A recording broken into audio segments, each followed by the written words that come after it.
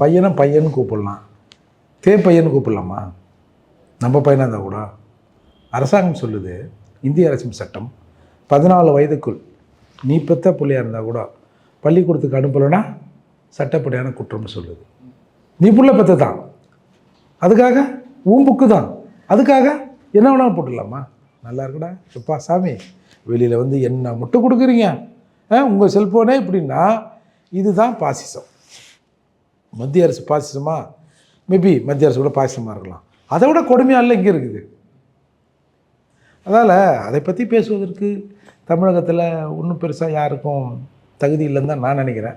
அப்புறம் இந்த அல்லகைகள்லாம் கொஞ்சம் பேர் இருப்பாங்க, அதை பற்றி அவங்க ஒன்றும் பெருசாக ரியாக்ட் பண்ணதா தெரியல.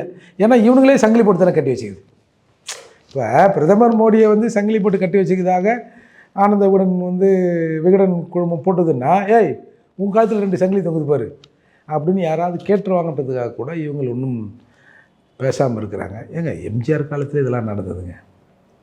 ஒரு ஒரு இதான் ஆடை இல்லாமல் பால் கொடுன்னதுக்கு ஒரு கார்ட்டூனை போட்டு அப்பயே போனது உண்டு. ஏன் வந்து இதே துக்ளக்கை கருணாநிதி அவர்கள் தடை பண்ணலையா?